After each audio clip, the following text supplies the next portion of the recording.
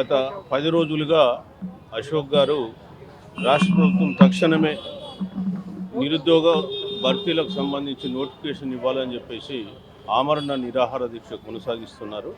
వారి పరిస్థితి విషమించడంతో ఉస్మానియా ఆసుపత్రికి తరలించడం జరిగింది. ఇప్పుడే వారిని వెళ్ళి పరామర్శించి రావడం జరిగింది. వారి పరిస్థితి కూడా చాలా క్రిటికల్గానే ఉంది. సో ముఖ్యంగా ఈ పరిస్థితికి కారణం ప్రభుత్వము ఎన్నికల ముందు మేము అధికారంలోకి వచ్చిన సంవత్సరంలోనే 2 లక్షల ఉద్యోగాలు నింపుతాం, భర్తీ చేస్తామని హామీ ఇచ్చారు.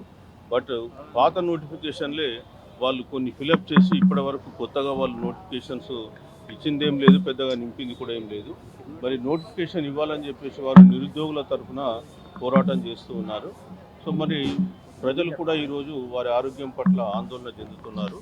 సో ప్రభుత్వం తక్షణం స్పందించి మరి నోటిఫికేషన్లు రిలీజ్ చేయాలని చెప్పి కోరుతున్నాం. అదేవిధంగా అశోక్ సార్ కూడా సరి అయినటువంటి చికిత్స అందించాలి. మరి వారికి ఏమన్నా జరిగితే మరి ప్రభుత్వమే దానికి బాధ్యత వహించాల్సి తెలియజేయడం జరుగుతూ ఉంది. అశోక్ ఇవాళ చేస్తున్నటువంటి ఈ దీక్ష నిరుద్యోగులందరి కొరకు వారు చేస్తూ ఉన్నారు. మరి నిరుద్యోగులు కూడా ఈ విషయాన్ని గుర్తుంచుకోవాలి, గమనించాలని చెప్తూ ఉన్నా. ఇంత చేస్తున్న రాష్ట్ర ప్రభుత్వం 10 రోజుల నుంచి కూడా ఒక్కటి కూడా స్పందించినటువంటిది లేదు. కేవలం ఒక ఎవరినన్నా దూతనన్నా పంపించి ప్రభుత్వం తరఫున మాట్లాడించి మీరు విరమింపజేసుకోండి, మేము త్వరలో నోటిఫికేషన్ ఇస్తామనేటువంటి విషయం కూడా వాళ్ళు చెప్పడం లేదు. మరి చూస్తూ ఉంటే ఏంటంటే ప్రజల ప్రాణాలు పోయినా పర్వాలేదు, మేము మాత్రం నిమ్మకు నీరెత్తినట్టు కూర్చుంటున్నాం అన్నట్టే వాళ్ళ వైఖరి కనిపిస్తుంది తప్ప ప్రజల సమస్యలు సాల్వ్ చేస్తామనేటువంటి పరిస్థితుల్లో కనిపించడం లేదు. అందుకే ఇవాళ ప్రజా సంఘాలన్నీ కూడా తీవ్రమైన ఆందోళనలో ఉన్నాయి.